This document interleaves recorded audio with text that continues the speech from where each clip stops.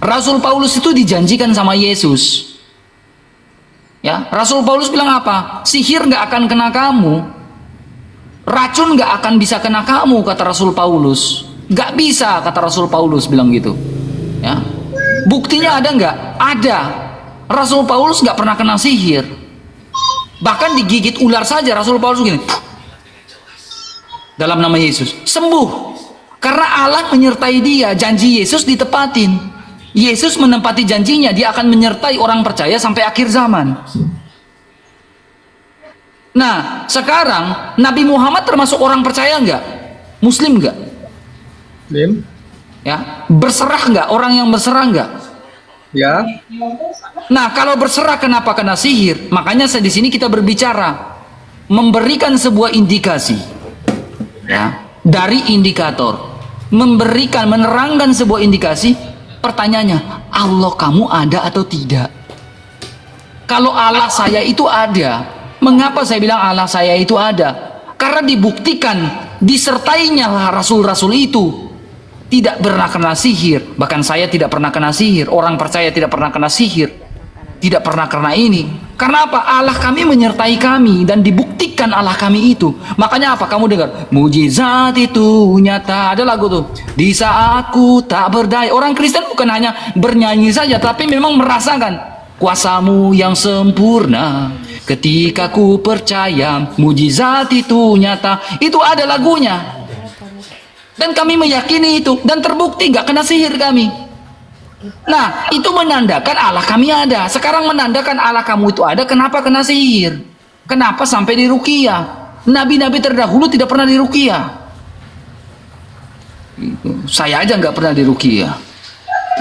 Silakan Bang, masih ada jawaban-jawaban lainmu untuk melawan argumentasi saya? Silakan. Tadi saya sudah katakan, manusia Nabi Muhammad SAW seandainya beliau terkena sihir, itu menunjukkan bahwa dia itu benar-benar manusia. Oke? Nah, seandainya dia menuntun kita nih, Manusia yang percaya atau tidak? gimana? Tanda tanya, pertanyaannya, nah manusia yang percaya atau tidak? Pertanyaan maksudnya? Nabi Muhammad adalah seorang manusia yang percaya dan bertakwa enggak? Ya, betul. Nah, kalau bertakwa, kamu perhatikan di sini di dalam surah Al-Jin ayat 27. Ya. Mengatakan apa? Kecuali kepada Rasul yang diridhoinya, diridhoi sama Allah. Rasul Muhammad diridhoi enggak sama Allah? Diridhoi. Sesungguhnya dia, Allah, menempatkan penjaga malaikat-malaikat. Ya, betul. Pertanyaannya, di mana malaikat penjaganya Nabi Muhammad ketika dia kena sihir? Kalau saya kamu tanya, Bang RK, malaikat penjaga kamu di mana? Ada. Santo Mikael. Karena nama saya adalah Mikael.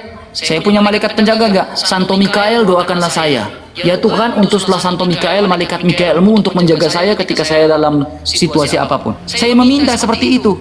Tuhan mengutus malaikat penjaga, yaitu Santo Mikael kepada saya. Saya dijaga sama Tuhan.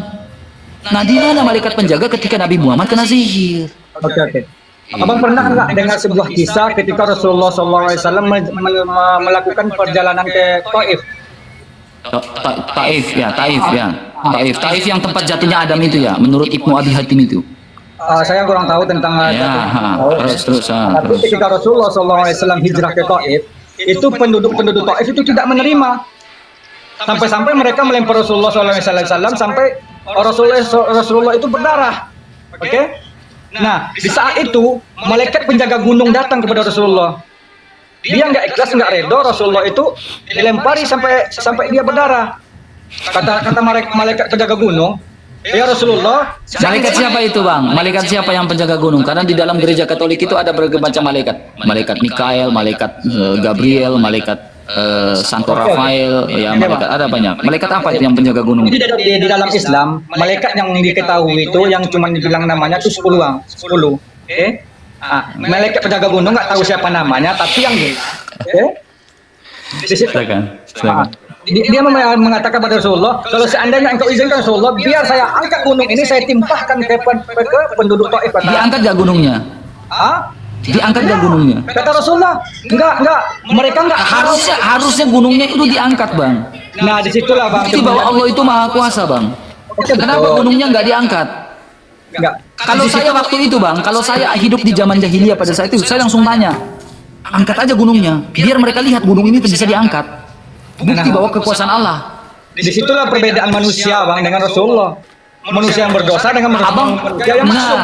Abang percaya nggak saat itu kejadian di mana membuktikan Allah itu ada? Saat itu ada orang mati bang. Ya, kisah di dalam Alkitab. Ya, saat itu ada kisah orang mati. Jadi para penyihir itu untuk ingin menyembuhkan orang-orang mati itu. Ya, tetapi Rasul Petrus tidak bisa. Semua penyihir tidak bisa. Rasul Petrus hanya naik dan berdoa bilang gini, ya Tuhan, tunjukkan kemuliaan-Mu di depan sini sehingga banyak orang yang menerima Engkau.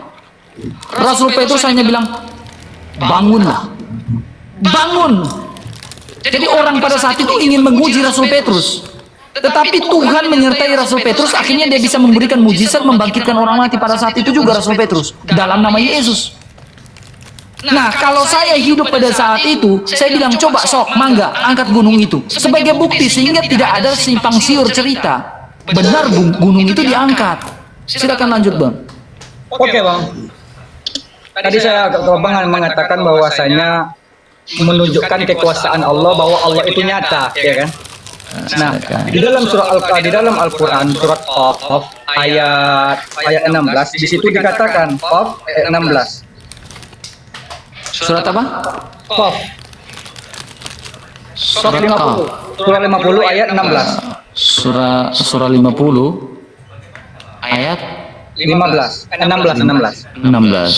Oke, silakan. Nih. Dan sungguh kami telah menciptakan manusia dan mengetahui apa yang dibisikkan oleh hatinya, dan kami lebih dekat kepadanya daripada urat nadinya. Nah, di sini Allah Subhanahu wa taala menunjukkan bahwasanya Allah itu lebih dekat daripada urat nadi ini, Bang. Nah, buktinya adanya Allah itu ada di urat nadi. Bukan, lebih dekat, itu perumpamaan. Kias. Oh, itu perumpamaan. Oke. Lebih dekat daripada urat nadi. Silakan terus. Nah, kan banyak tuh orang-orang musyrik berkata mana Allah, mana kekuasaan Allah, mana dia kekuasaan Allah. Tapi di mata kita aja kita bisa melihat, Bang. Kalau seandainya mata ini tidak bisa gimana ya? Kalau seandainya mata ini nggak bisa kita melihat kelopak mata sendiri, Bang, tanpa ada bantuan lain. Bisa nggak Abang melihat kelopak mata Abang tanpa bantuan yang lain? Nggak akan bisa, Bang. Abang akan butuhkan cermin supaya bisa melihat. Jadi gini, Bang, Allah itu lebih dekat dari urat nadi, betul? Oke. Ini kembali lagi kepada Nabi Muhammad nih. Kena lagi nanti nih, Bang, betul. Ini, Bang, ya, kita bicara tentang urat nadi. Ya. Pertanyaan saya, ya, Bang, ya, pertanyaan saya. Di mana Allah katanya lebih dekat dari urat nadi ketika Nabi Muhammad memakan domba beracun di Khaybar?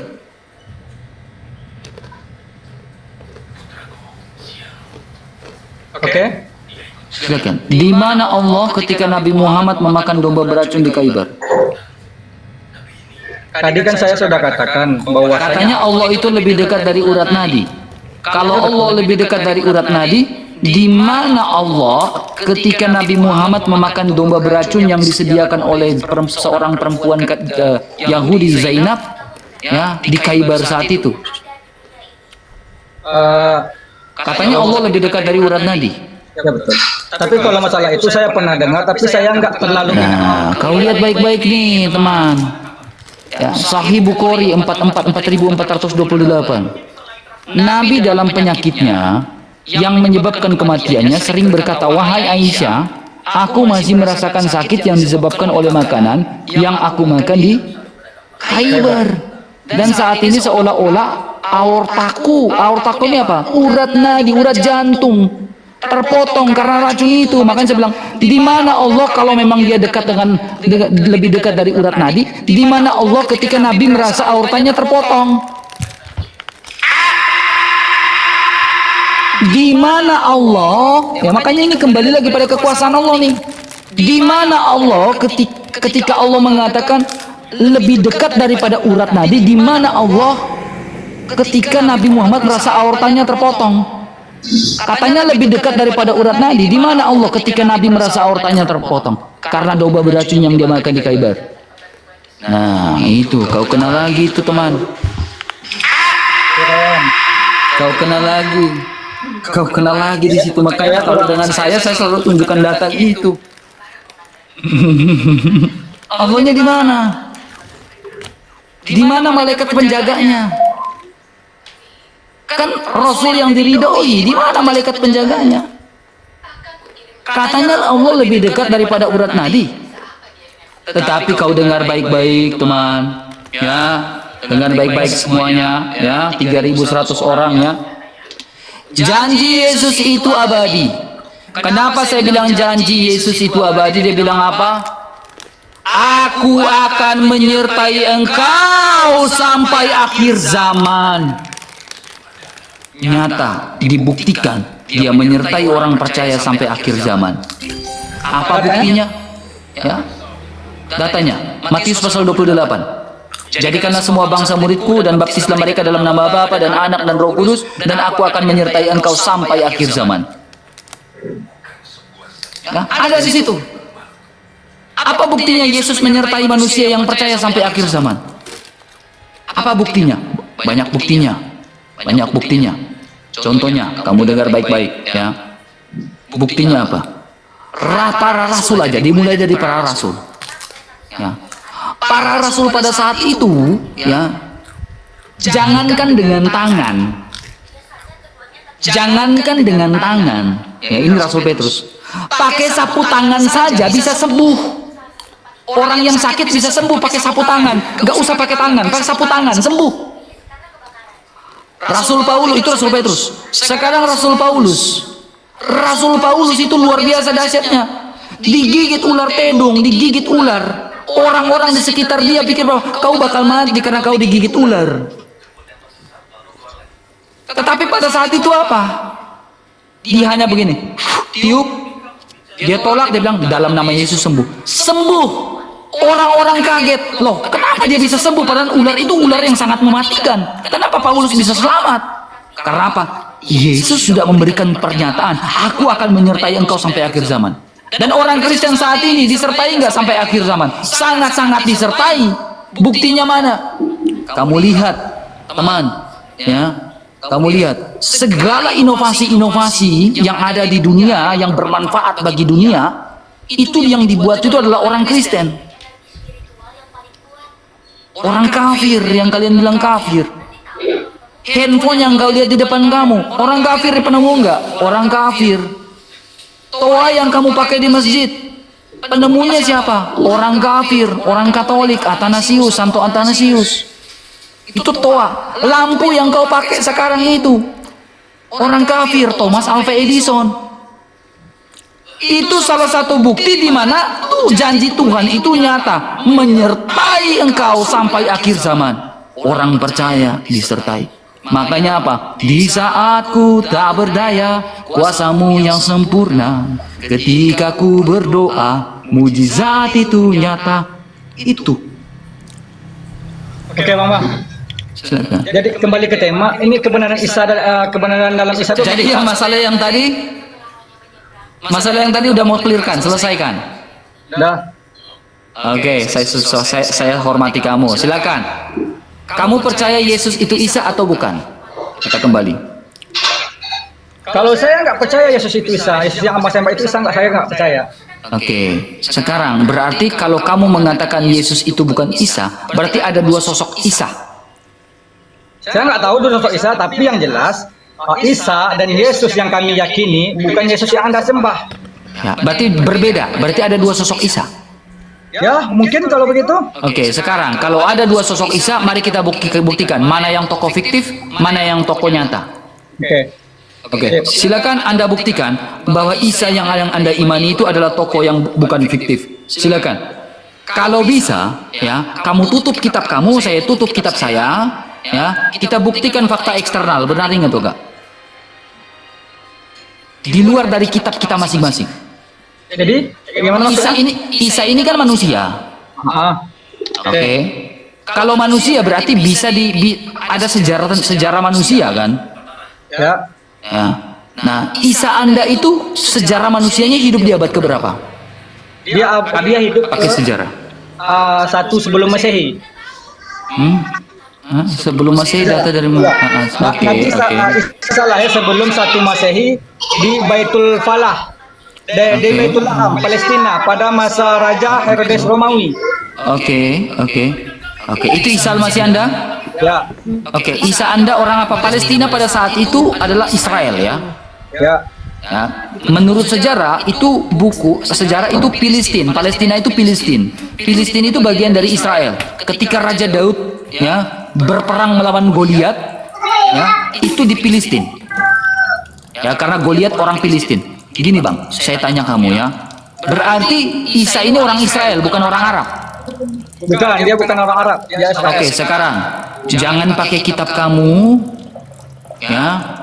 Tunjukkan sejarah Israel atau sejarah Romawi yang menyatakan sejarah Israel, sejarah Yahudi dan sejarah Romawi yang menyatakan Isa tidak disalibkan. Bukti bahwa Isanya Anda itu ada. Silakan. Nah, kalau dalam sejarah, bang, saya minta buktikan. Saya kurang ngerti sejarah. Tapi sini saya mau kita bahas Al-Quran sama No, saya nggak mau berdebat subjektif. Kamu tutup kitab kamu, saya tutup Alkitab. Saya nggak pakai Alkitab, kamu nggak pakai Al-Quran. Kalau saya memakai Alkitab itu kebenaran subjektif. Ya, saya mau kebenaran yang objektif di luar dari kitab kita masing-masing. Kan Yesus ini kan pada masa pemerintahan Herodes pada saat itu kan kamu bilang kan? ya. Ya, berarti Romawi bukan kan? Romawi kan? Oke. Nah, dan Yesus ini lahir di Israel betul? Ya, Nah, betul. sekarang orang Israel mana dan orang Romawi mana yang mengatakan Isa tidak disalibkan? Fakta sejarah tutup kitab kamu, saya tutup kitab saya. Selesai. Bukti bahwa Isa kamu ada atau tidak? Silakan. Kalau masalah itu saya kalah, saya nyerah deh. Kalau memang masalah itu. Kalau kita bahas kitab suci itu subjektif, teman, brother. Tapi itu Nah, kebenaran. gini, brother. Kalau masalah No, gini, brother. Kalau kita berbicara kitab suci, itu kebenaran yang subjektif. Ya, itu iman yang subjektif. Hanya iman saya dan iman kamu. Dan itu tidak bisa terbantahkan. Kalau saya bantah itu iman kamu, saya terkena penistaan agama. Makanya saya bilang tutup kitab kamu, kitab suci kamu. Saya tutup Alkitab saya. Kita bahas fakta sejarah. Sejarah manusia pasti mencatat Isa itu disalibkan atau tidak. Bukti bahwa Isa kamu itu ada atau tidak. Nah, saya tunjukkan data buat kamu bang. Di berbagai macam data bang. Ini saya sudah membuat dalam sebuah PowerPoint. Ya. Sumber-sumber sejarah kuno non-Kristen mengenai penyaliban Yesus Kristus atau Isa Al-Masih. Ya. Penyaliban Yesus sumber-sumber sejarah kuno. Ya. Pertama kita lihat nih, saya kasih gede ya.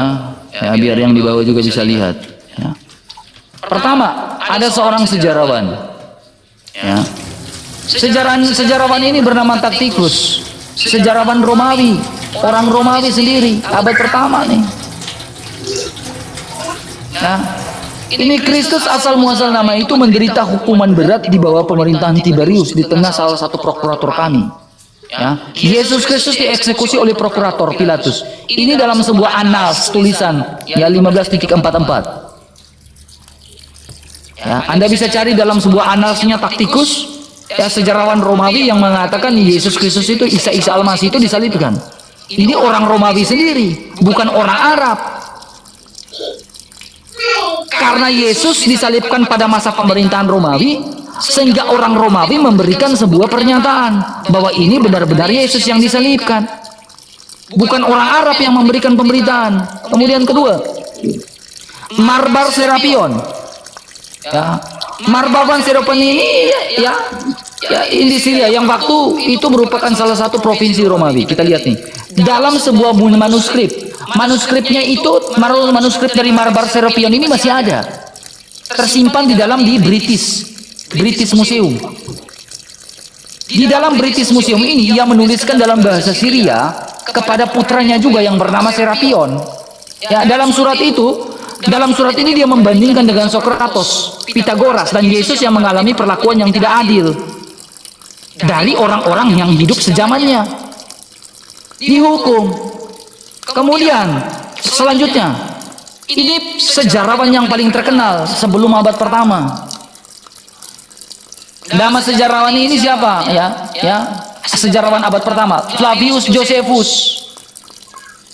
Flavius Josephus dalam tulisannya The Antiquities of the Jews mengatakan Yesus seorang yang bijaksana itu, Isa Al-Masih, dia menarik banyak orang Yahudi menjadi pengikutnya sehingga dia dilakukan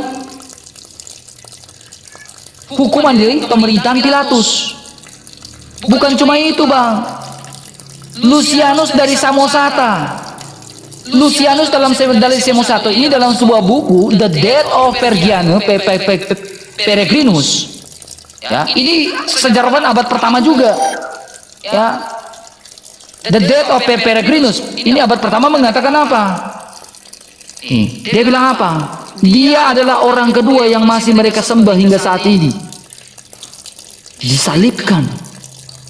Ya, di mana Lucianus dari Samosata ini menggambarkan tentang Peregrinus, seorang yang terkenal pada abad kedua Masehi yang bertobat menjadi pengikut Kristus. Kemudian, ini orang Yahudi sendiri. Ini catatan dari orang Yahudi sendiri. Namanya Talmud Babilonia. Talmud Babilonia orang Yahudi sendiri mengatakan Yesus itu disalibkan. Ini Talmud Babilonia. Gitu. Makanya saya bilang, teman, ya, kamu tutup kitab kamu, saya tutup kitab saya. Kitab mana yang memberikan informasi sesuai fakta sejarah?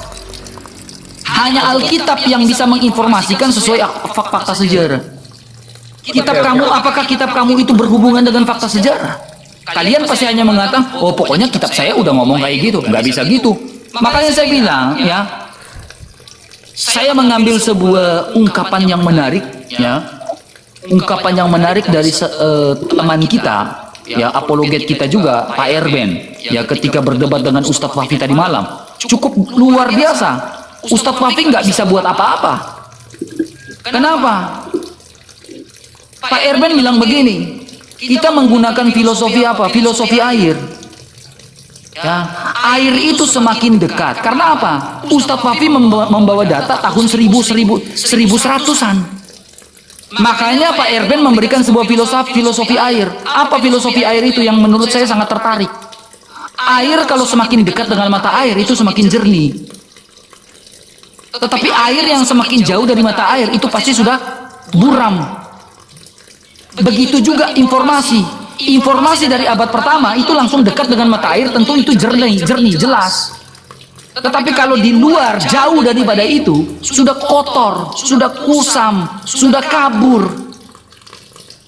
Makanya tidak ada data di abad pertama yang mengatakan Isa Al-Masih itu tidak disalibkan. Kalau kalian bertahan langsung secara subjektif, kitab saya sudah ngomong kayak gitu, itu subjektif banget. Membuktikan Isa kamu itu informasi yang dalam kitab kamu benar atau tidak, bisa dibuktikan atau tidak. Kalau tidak bisa dibuktikan, fiktif atau enggak. Oke, sekarang kamu tidak bisa kan masalah sejarah? Iya. Oke, sekarang teman, kita bicara masalah kitab suci. Apakah Yesus dengan Isa itu tokoh yang sama? Berani nggak masalah kitab suci? Oke, sip. Oke, ya, masalah sejarah. Silakan, kamu jelaskan siapa Isanya dulu. Ayahnya siapa, ibunya siapa, silakan. Siapa tahu kamu menerima Yesus nih, teman. Ya, silakan, kamu buka. Ya, hari ini kamu bilang enggak. Sekarang gini, kalau sesuatu kamu tidak bisa buktikan, apakah masih itu dikatakan kebenaran? Oke gini Bang, kalau seandainya kita mencari sebuah kebenaran, kita kan kembali kepada kitab suci, ya kan? Yang namanya kitab suci itu landasannya itu datangnya dari Allah langsung. Nah, berbeda dengan sejarah yang abang paparkan tadi, itu adalah sejarah paparan dari manusia. Nah, manusia juga bisa berbohong, ya kan? Tapi Sang Maha Kuasa nggak akan pernah berbohong untuk mengarungi kehidupan ini. Nah, di dalam surah Maryam ayat 9, Maryam 19 ayat 30, Isa itu adalah seorang hamba. Dan juga ditegaskan Maryam ayat 36, dia seorang hamba. Isa lahir ke dunia ini tanpa seorang bapak. Dia langsung dikabarkan oleh malaikat Jibril kepada Maryam bahwasanya dia akan mengandung seorang anak. Nah, Maryam di sini kan tercengang. Dia belum menikah, nggak pernah disentuh kok bisa mengandung. Nah, itulah mukjizat yang kuasa yang Allah berikan, Allah tuntunkan kepada kepada Maryam tersebut. Maryam ini adalah wanita yang paling suci, Bang. Dia dijaga oleh Allah Subhanahu wa taala. Dia berasal dari ayah yang bernama Imran kalau tidak salah. Nah, dia seorang nabi.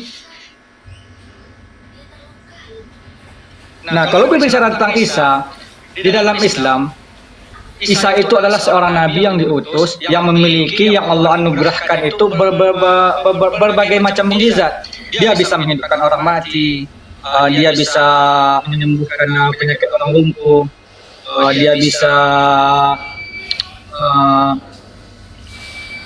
bisa bikin burung dari tanah liat kemudian hidup, dia bisa juga menyembuhkan penyakit kusta. Banyak mukjizat yang Allah berikan kepada Nabi Isa alaihissalam. Makanya kami di sini mengatakan bahwa seorang Isa itu adalah utusan Allah. Jelas juga kan di dalam Alkitab Anda mengatakan bahwa dia juga diutus oleh Allah. Dia bukannya Allah itu sendiri. Tidak ada kan? Udah? Oke, sip. Oke. Saya catat nih. Saya menghargai omongan kamu. Saya catat nih omongan kamu. Ya.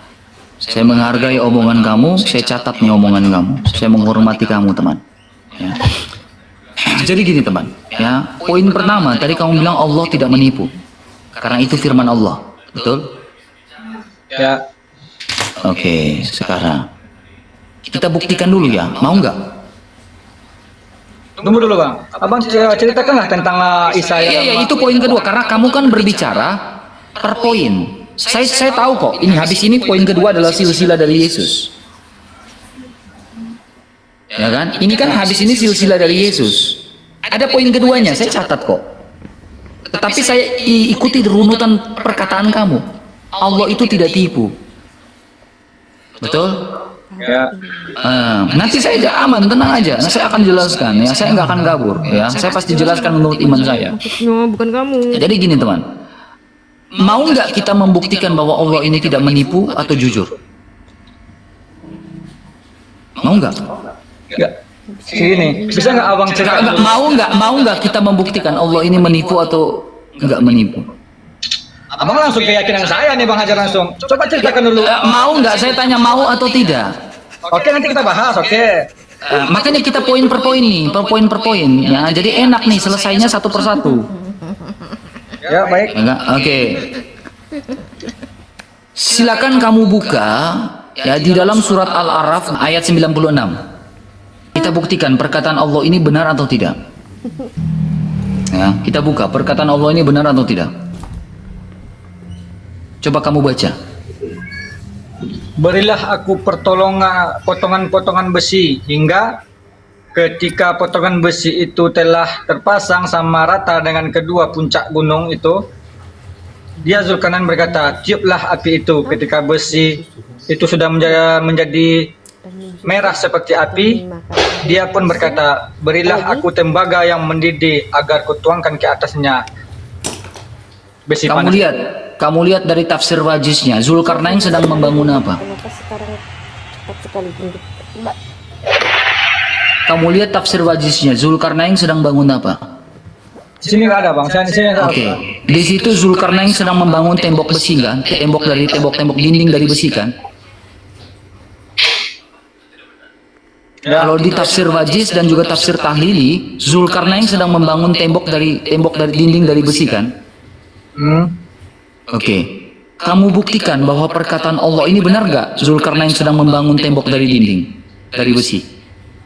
Buktikan gimana caranya? Benar nggak? Kamu percaya kan Allah ngomong itu benar dalam surah 18 ayat 96 itu? Benar nggak? Kamu perkeimanan kamu bilang benar kan? Ya, betul. Nah, sekarang di mana bukti arkeologisnya bahwa Zulkarnain pernah membangun tembok dinding dari besi yang ditemukan hingga saat ini. Kalau dari besi tentunya masih bertahan hingga sekarang dan punya artefaknya. Silakan, artefak dan arkeologis, Zulkarnain pernah membangun dinding dari besi. Kalau ada berarti Allah ngomong benar, gak nipu.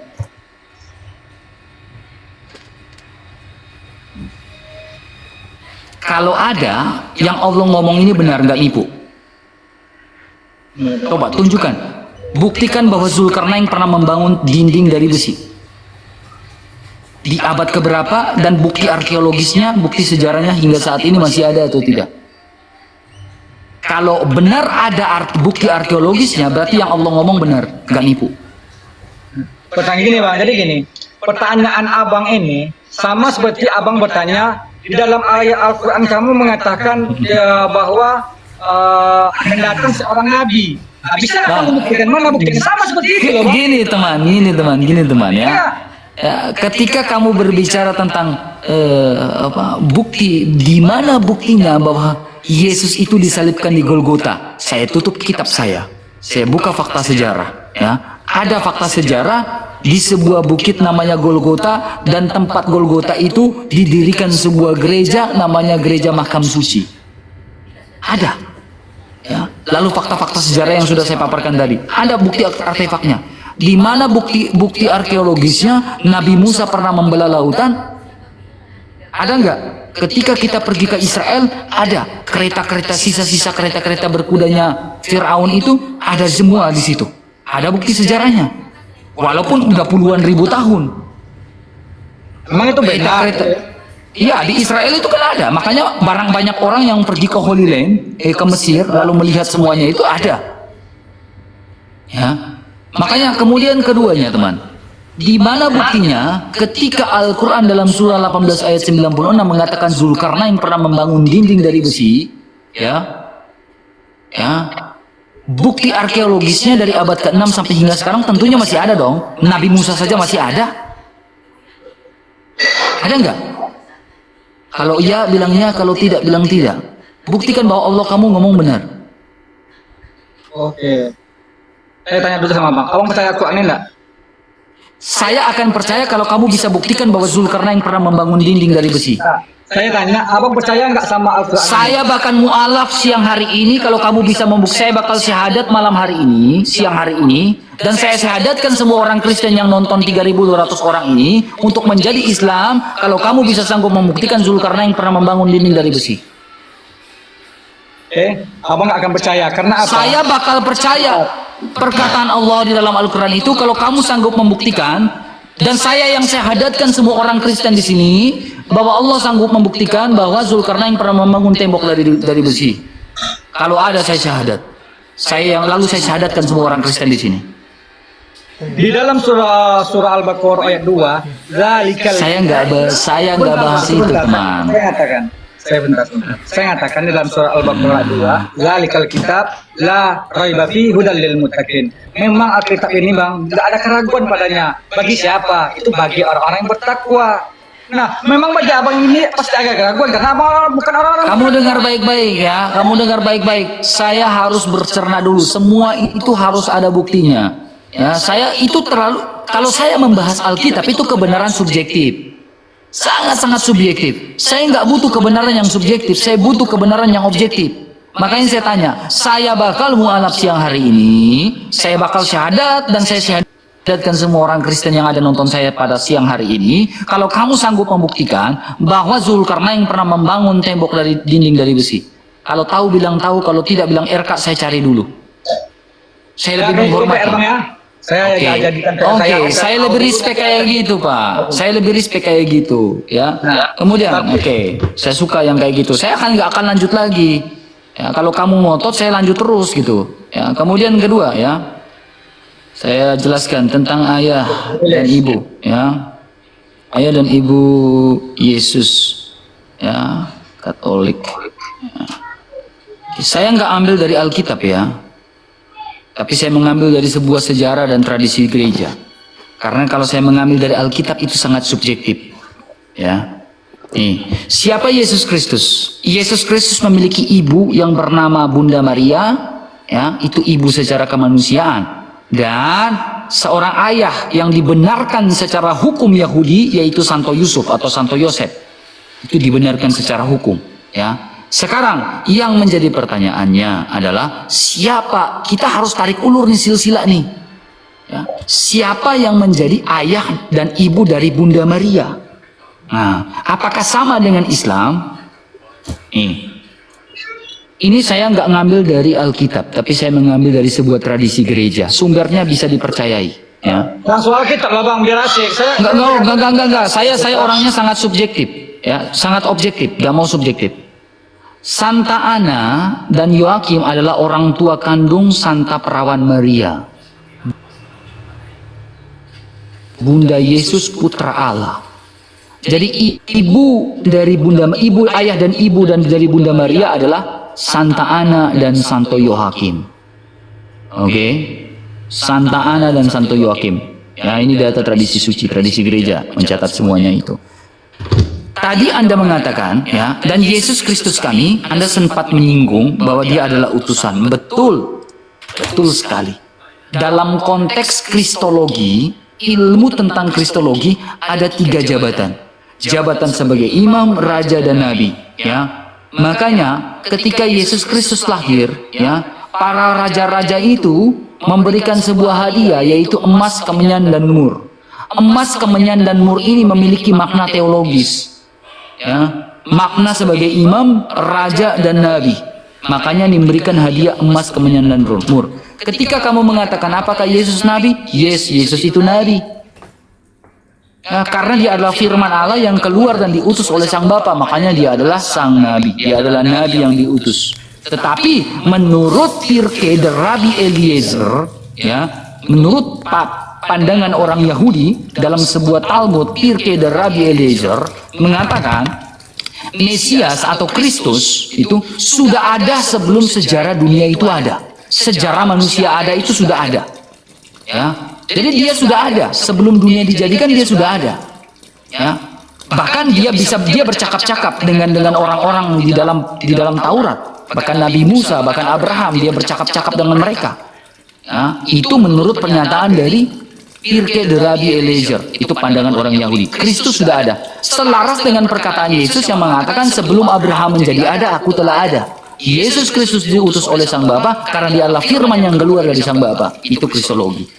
Masih panjang kalau kristologi. Nah, poin sekarang, ya, poin yang lebih lanjutnya teman, ya, adalah siapa ayah dan ibu dari Miriam menurut Islam? Silakan. Kalau ayah dia bernama Imron, ya kan? Oke, coba kamu buka surah Al-Imran ayat 35 dan 36. Ayat? Coba kamu buka surat Al-Imran ayat 35 dan 36. Kamu baca Al-Quran kamu. 35, 36. Ya. Nah, nih. Ingatlah ketika istri Imron berkata, "Ya Tuhanku, sesungguhnya aku bernazar kepadamu apa janin yang dalam kandunganku kelak menjadi hamba yang mengabdi kepadamu, maka terimalah nazarku itu dariku. Sungguh engkaulah yang maha mendengar, maha mengetahui." Maka ketika melahirkannya, dia berkata, "Ya Tuhanku, aku telah melahirkan anak perempuan, padahal Allah lebih tahu apa yang dia lahirkan, dan laki-laki tidak sama dengan perempuan, dan aku memberinya nama Maryam, dan aku mohon perlindunganmu untuknya dan anak cucunya dari gangguan setan yang terkutuk." Jadi Imron punya berapa anak? kalau Imron cuma satu anak. Coba kamu buka Maryam 28. Maryam? Surah Maryam 28.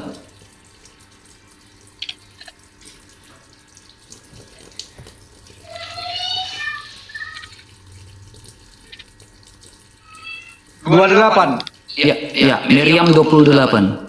Wahai saudara perempuan Harun. Saudara perempuan Harun siapa? Maryam.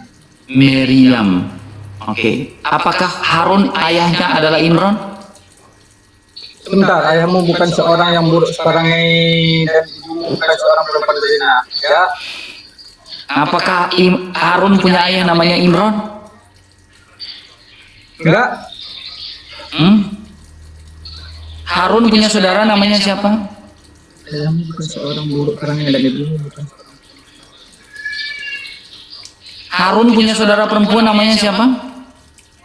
Maryam, Miriam itu siapanya Isa? ayahnya, ibunya, Ibunya. Miriam punya saudara siapa namanya? Yang tadi kau baca? Harun. Harun. Harun punya saudara namanya Miriam enggak? Ya jadi, Nah, sekarang saya tanya, apakah Imron punya anak namanya Harun dan Miriam?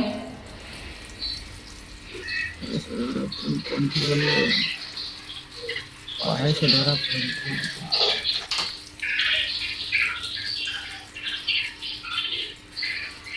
Apakah Imron punya anak Harun dan Miriam?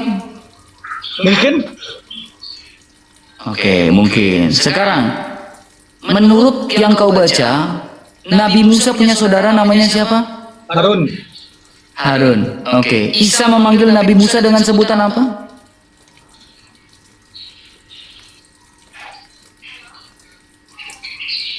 Paman. Yes. Jadi, Kamu pintar. Ya, sekarang kamu pintar. Saya suka kamu jujur, teman. Ya. Ya, tadi kamu sendiri mengatakan, Isa Al-Masih hidup di abad pertama. Ya. Isa Al-Masih hidup di abad pertama. Sementara kau lihat, Harun ini hidup di tahun 1530 sebelum Masehi. Jarak antara Harun dengan Musa ini 1000 tahun. Jauh.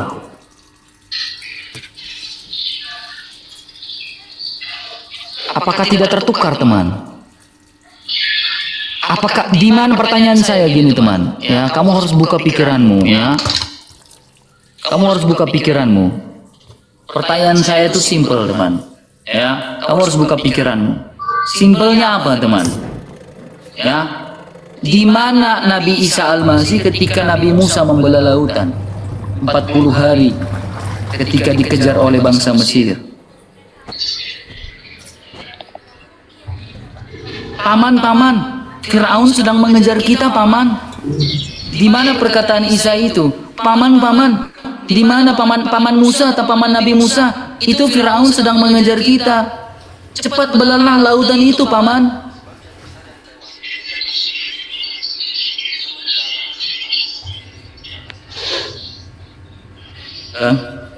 Atau paman Harun, di mana Nabi Musa? Di mana? Cepat bicaralah pada Nabi Musa supaya kita cepat ini menyeberangi lautan ini.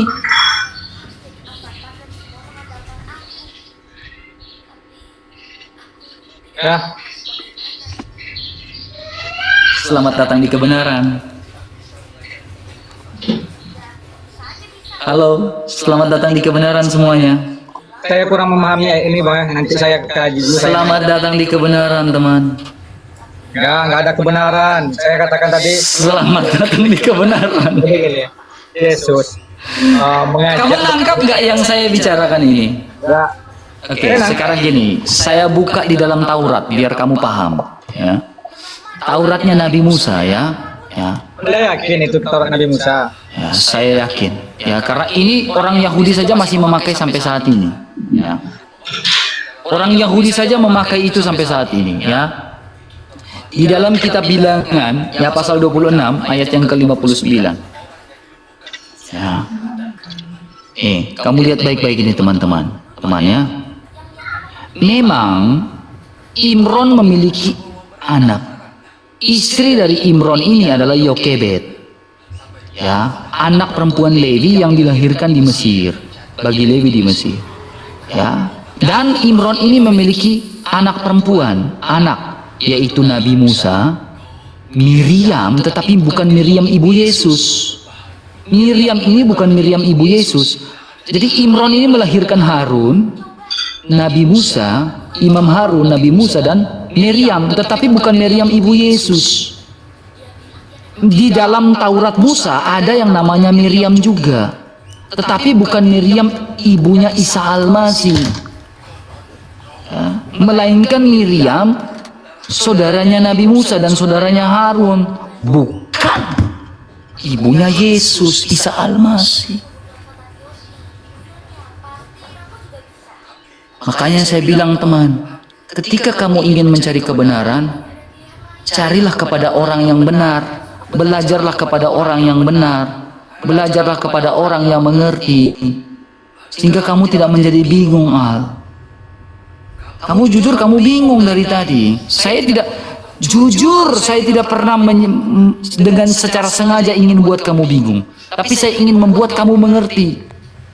Bisa nggak saya naikin viewer saya sampai dengan 4 kali, maka bisa 6K, bisa dengan cara saya pakai congor saya aja, ramaikan live saya dengan cara baku hujat, bisa. View saya naik nggak? Bisa. Tapi apa? Live saya ini pingin buat orang mengerti, mengedukasi, bukan saling hujat, saling menjelekan, bukan.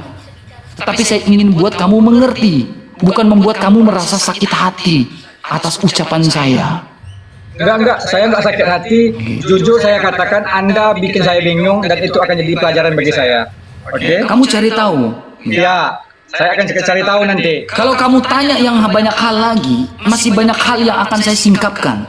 Hanya ada banyak hal juga saya harus tertahan mulut saya. Kenapa teman? Karena saya tidak mau kena pasal penistaan. Saya ada di Indonesia. Saya cinta Indonesia. Saya ingin berdiskusi secara akademis. Kecuali saya di luar negeri, saya bebas berkuar-kuar. Ya, saya pasti menyakiti hati kamu kalau saya di luar negeri. Tapi ini saya di Indonesia, saya cinta Indonesia, saya ingin hidup di Indonesia dengan tenang. Makanya saya ingin berdiskusi secara baik. Gitu teman ya. Gak mau menghujat, pakai akal, pakai data. Tapi masalahnya apa? Kayak Ustadz Wafi. Gak mau diskusi dengan saya, diblokir saya. Ya, saya diblokir dari WA, dari TikTok, saya diblokir. Ya, makanya saya bilang debat sama Wafi, saya bilang buka dulu blokirannya, baru debat sama saya. Gitu. Ya. Dia akan cari orang-orang yang bukan kayak saya si Wafi itu untuk diskusi. Ya, silakan. Apa lagi? Jadi kita kembali ke tema, Bang. Jadi menurut yang Abang yakini, Yesus sama Isa itu bagaimana? Oh beda dong bang. Beda. Ya, dari segi sejarah Yesus bisa dibuktikan ada. Ya, Nah, tadi kan- dari segi silsilah yang tadi saya sudah bahas saja sudah berbeda. Bagaimana mungkin silsilah Isa Al-Masih hidup pada zaman Nabi Musa? Coba saya tanya, apakah Isa Al-Masih hidup pada zamannya Nabi Musa? Kan enggak. Makanya saya bilang perlu dipertanyakan dan dicari tahu Isa Al-Masih saya ini hidup di zamannya Nabi Musa atau di abad pertama. Oke, baik. Yang tadi, yang Abang katakan tadi, Harun saudaranya Maryam tadi, itu memang jadi pertanyaan besar bagi saya. Tapi yang di sini jelas bahwa Yesus yang Abang imani bisa menghidupkan orang mati nggak? Yes, makanya saya bersyahadat bahwa Yesus adalah firman Allah yang diutus oleh Bapa. Saya bersyahadat, syahadat saya itu adalah tidak diciptakan melainkan dilahirkan, terang dari terang, ya, iman rasuli saya. Aku percaya akan Bapa Allah yang Maha Kuasa, pencipta langit dan bumi, dan akan Yesus Kristus Tuhan kita, yang dikandung dari Roh Kudus, dilahirkan oleh perawan Maria, yang menderita sengsara dalam pemerintahan Pontius Pilatus. Ya, dan selanjutnya Yesus adalah utusan yang diutus oleh Bapa, karena dia adalah firman yang diutus oleh Bapa. Saya syahadat saya seperti itu. Pribadi kedua di dalam Tritunggal Maha Kudus. Bisa dibedakan, tidak bisa dipisahkan dalam syahadat saya. Jadi ketika kamu bilang saya percaya Yesus, ya, percaya Yesus melakukan mujizat. Memang nabi-nabi itu bermujizat dan melakukan nubuat. Ya. Nah, sekarang kamu bersyahadat bahwa Muhammad adalah utusan Allah. Ya. Menjadi pertanyaan, mengapa Nabi Muhammad adalah utusan Allah? Kenapa bukan Isa Al-Masih yang adalah utusan Allah, utusan Sang Bapa? Kenapa harus Nabi Muhammad yang adalah utusan Allah? Apakah pernah Nabi Muhammad membangkitkan orang mati? Apakah pernah Nabi Muhammad menyembuhkan mata orang-orang buta? Bahkan ada orang buta yang datang kepada dia saja, apakah dia menerima? Seperti Yesus, ketika orang-orang buta datang kepada dia, orang buta bilang apa? Yesus anak Daud, selamatkanlah diriku, sembuhkanlah aku. Yesus dengan memeluknya, Yesus merangkul dia, Yesus mengusap mata orang buta itu lalu menjadi sembuh. Baik. Bagaimana dengan Nabi Muhammad? Coba kau buka dalam surah Abasa. Sebentar. Tadi abang katakan Yesus memang bisa, ya kan, bisa menyembuhkan orang mati, Nabi Muhammad, ya kan. Saya tanya, bagaimana cara Yesus menghidupkan orang mati? Apakah dengan cara pengusapan? Diusap, ya kan? Yesus nggak perlu diusap, teman. Jadi banyak kejadian di dalam Alkitab Yesus menyembuhkan orang. Yesus hanya bilang apa? Imanmu sudah menyelamatkan engkau. Sudah. Tanpa dia menyentuh, sembuh orang itu. Dahsyat gak? Bukan cuma itu, teman.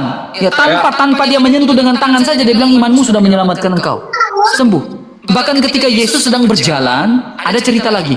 Yesus sedang berjalan, ya, ada seorang wanita yang sudah mengalami pendarahan puluhan tahun. Dia berlari dengan begitu kencang, dia menyentuh jubah Yesus. Dia menyentuh jubah Yesus. Perempuan itu bilang apa? Dengan menyentuh jubahmu saja ya Tuhan, aku sudah sembuh. Dan betul, perempuan itu bilang apa? Dengan menyentuh jubahmu saja ya Tuhan, aku sudah sembuh. Aku sudah merasa sembuh Tuhan. Aku sembuh dari penyakit saya yang sudah puluhan tahun. Dengan menyentuh jubahmu saja saya sudah sembuh Tuhan. Betul. Perempuan yang sudah mengalami pendarahan sepuluhan tahun itu menyentuh jubah Yesus langsung menjadi sembuh. Dan pada saat itu teman-teman tahu nggak? Yesus bilang apa? Imanmu sudah menyelamatkan engkau. Dia tabib di atas segala tabib. Tanpa menyentuh orang yang sakit saja, orang sakit sembuh. Makanya mengapa saya mengikuti Yesus dan syahadat saya itu adalah bersama Yesus. Karena dia Tuhan di atas segala Tuhan. Oke, baik. Tadi kan abang mengatakan, banyak perkataan abang tadi mengatakan lihat dengan cara pengusapan dia sembuh. Kebanyakan seperti itu, ya kan? Oke. Dia menyembuhkan orang buta diusap sembuh, Oke. ya kan? Dapat juga sembuh.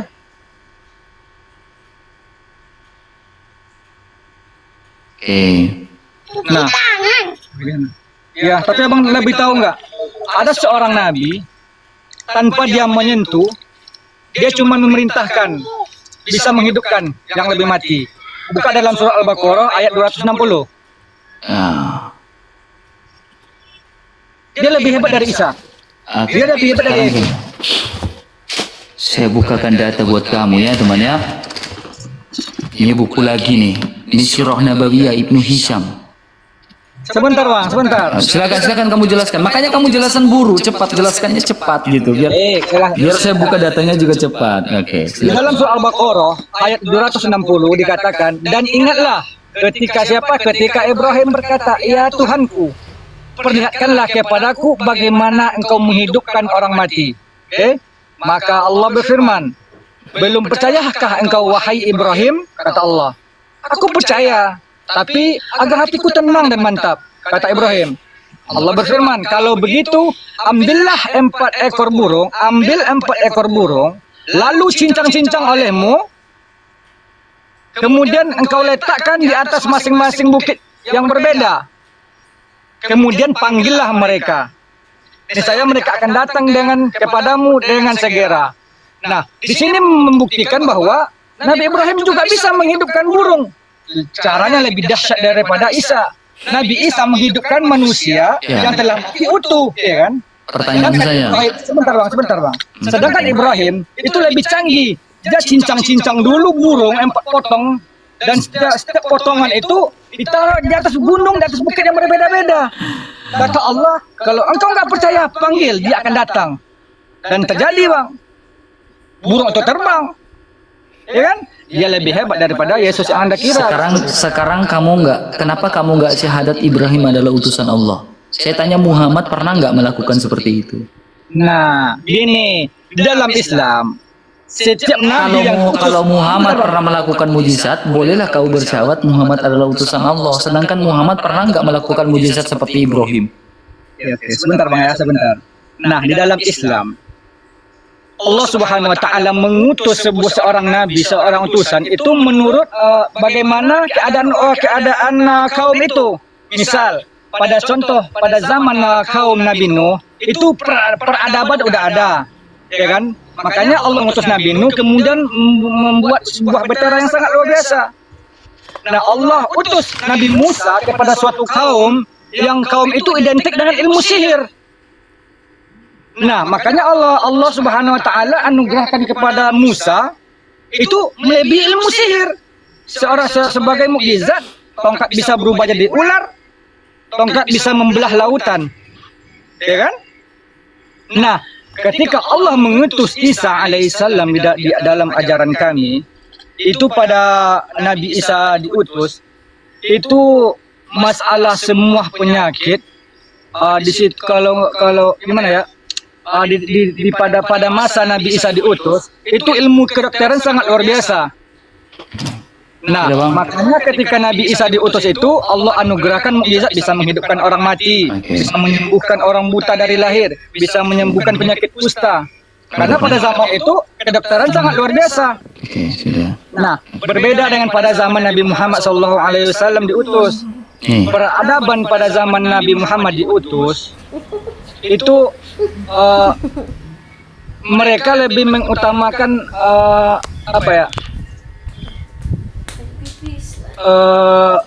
sebuah syair kalau nggak salah, kata-kata yang indah. Orang-orang pada masa itu. Iya bang. Kamu kejebak di sini nanti bang. Semakin banyak kamu ngomong, kamu kejebak nanti. Ya. Kamu dengar baik-baik. Saya sudah tahu arahnya kamu kemana. Bahkan cerita-cerita yang kamu sebutkan itu sudah saya baca dan sudah saya dengar semua. Oke, sip. Kamu dengar baik-baik. Yohanes 11 ayat 14. Karena itu Yesus berkata dengan terus terang, Lazarus sudah mati. Maka ketika Yesus tiba didapatinya Lazarus telah 4 hari berbaring di dalam kubur. Buka kameranya dong bang. Biar enak. Di dalam kubur. Lazarus yang mati sudah dalam kubur. Dan sesudah berkata demikian berserulah ia dengan suara keras, Lazarus, marilah keluar. Lazarus yang sudah mati bangkit kembali dari kubur. Sesuai dengan perkataan Yesus. Ya. Nah, di sini bang, kita perhatikan bang ya, bahwa orang mati dihidupkan, betul? Ya. Coba tanda kutip garis bawahi, ya, orang mati dihidupkan, betul? Ya betul. Oke. Sekarang kita lihat di sini orang mati dihidupkan atau orang hidup dimatikan. Bang. Ini dalam Sirah Nabawiyah, abang bisa cari di Gramedia banyak, ya. Ibnu Hisham. Ya. Kita lihat nih bang. Beberapa hal yang tersisa dari peristiwa di Khaybar. Halaman berapa? 606. Kinana bin Rabi ya, dibawa menghadap kepada Rasulullah karena kekayaan Bani Nadir. Ada dalam kekuasaan, beliau menanyakan kekayaan tersebut kepada Kinana. Namun ia tidak mengakuinya. Kemudian salah seorang Yahudi lain menghadapnya kepada Rasulullah berkata, aku sering menyaksikan Kinana mengelilingi reruntuhan benteng tersebut setiap pagi. Rasulullah bersabda kepada Kinana bin Rabi, bagaimana pendapatmu bila kami menemukannya ya pada kamu, maka kami akan membunuhmu, katanya. Kinana bin Rabi menjawab, silakan. Rasulullah ya menyuruh para sahabatnya menggali reruntuhan itu dan menemukan sebagian kekayaan Bani Nadir, orang-orang Khaybar, dapat dikeluarkan dari dalamnya. Kemudian Rasulullah bertanya kepada Kinana bin Rabi. Kinana ini orang hidup ya. Istrinya namanya Sofia. Ya, yang kemudian menjadi istrinya Rasulullah, Sofia bin Huyai. Ya, Kinana diapakan, Sofia dinikahkan ya. Tentang kekayaan lain, namun ia masih menutup mulutnya. Lalu Rasulullah bersabda kepada Zubair bin Awam, apa ini pak? Siksa dia hingga engkau bisa mengorek tuntas apa yang ada di dadanya. Zubair bin Awam menyalakan api dengan batang kayu dan di dada Kinana bin Rabi. Ya. Kemudian Rasulullah mendorong kepada Muhammad bin Maslamah. Kemudian dia apa? Bang ini? Enggak, kurang jelas bang. Memenggal kepalanya. Memenggal kepalanya. Sekarang di sini orang hidup diapakan? Dimatikan enggak? Ya, dimatikan. Yes. Nah inilah letak perbedaannya. Kalau Yesus Kristus orang mati dihidupkan. Bagaimana dengan Kinana yang hidup? Dimatikan atau dihidupkan? Dimatikan. Yes. Yes. Jadi Kamu sendiri yang tahu. Renungkan. Masa enggak enggak? Jadi gini, abang membacakan sebuah buku, sebuah cerita, sebuah cerita. Nah, kita kembali kepada sihir tadi. Sihir tadi itu udah dijelas. Yang tadi sihir itu nggak usah bicara, karena kalau kita bahas sihir itu nanti kamu kena lagi, teman. Ya. Jadi gini teman ya, di sini aja kamu jangan ngotot gitu. Ya harusnya kamu merenungkan yang data-data yang saya sampaikan. Ya. Kalau orang mati dihidupkan, kenapa kamu gak bersyahadat bahwa Yesus adalah Tuhan dan Juru Selamat? Tuhan di atas segala Tuhan. Tetapi kalau orang hidup kamu matikan, apakah kamu harus mengikuti itu? Pertanyaannya, apakah kamu harus mengikuti itu? Itu sebuah buku loh. Bukan kita Bang, ini Sirah Nabawiyah. Tujuan kita membaca Sirah Nabawiyah ini menurut kalangan Sunni adalah semakin menumbuhkan rasa cinta kita kepada Rasulullah. Ya, untuk mengenal Rasulullah. Sirah Nabawiyah ini kan perjalanan Nabi. Sirahnya Nabi. Makanya teman, ya, kau lihat baik-baik ini. Surah Muhammad ayat yang keempat. Ya. Maka apabila kamu bertemu orang, ya, lo sini dengan orang-orang kufur, apa ini bang? Tembuslah batang lehernya. Yes. Itu di saat berperangan. Kan? Bukan di saat Saya kita di sini ya, makanya saya bilang gini, man. Saya memberikan kamu pengajaran yang luar biasa dan juga semua teman-teman Kristen di sini ya. Live saya adalah live pengajaran, ya. Saya ingin membuat kalian mengerti, ya. Bertumbuh dalam iman, ya, iman Kristen yang benar, gitu. Ya. Kalian tidak takut jangan takut ketika terjadi apapun. Jadi gitu Al ya. Kalau kita berdebat diskusi lebih dalam lagi, saya harap kamu bisa merenungkan hal-hal kecil ini dulu. Nanti kita lanjutkan lagi lah. Kita cari yang lain lagi lah gitu. Oke. Kamu cari dulu ya PR saya. Nanti terlalu banyak lagi nanti. Tapi abang nyerah tadi nggak jelaskan kenapa Isa itu Ibrahim itu lebih hebat dari Isa. Sekarang membangkitkan orang mati lebih hebat atau membangkitkan hewan lebih hebat? Saya tanya, ada 3 pilihan ini, ada 3 pilihan. Ada 3 pilihan. Pilihan pertama adalah membangkitkan orang mati menjadi hidup lebih hebat. Pilihan kedua, mematikan orang hidup menjadi mati lebih hebat. Pilihan ketiga, membangkitkan hewan lebih hebat. Atau yang mana? Pilihan. Yang lebih hebat itu adalah hewan dipotong-potong, dicincang-cincang, Ya, ditaruh di kamu menolak kebenaran. Ini yang saya bilang, kamu menolak kebenaran. Ya, mau saya menjelaskan bagaimanapun, tetapi yang penting Injil sudah saya beritakan kepada kamu. Kau mau terima silakan, mau tolak silakan, hak kamu. Ya, tapi saya melihat kamu menipu kebenaran. Enggak. Kamu tahu mana yang benar, tapi kamu menipu kebenaran. Ya, kamu menipu kebenaran. Hak kamu. Saya tidak memaksakan. Injil hanya ditawarkan. Kau mau terima Yesus silakan, mau tolak Yesus silakan. Hak kamu. Tapi dengar baik-baik. Tidak ada nama yang lebih berkuasa selain nama Yesus Kristus. Sebab di atas kolong langit maupun di bawah bumi hanya nama Yesus yang berkuasa. Makanya apa? Orang mati dihidupkan, bukan orang hidup dimatikan. Oke, Paman. Oke, sampai di sini saja teman. Oke. Nanti kita sambung lagi ya, Paman ya. Nanti kita sambung lagi Paman ya. Makasih banyak Paman ya. Selamat siang. Selamat siang.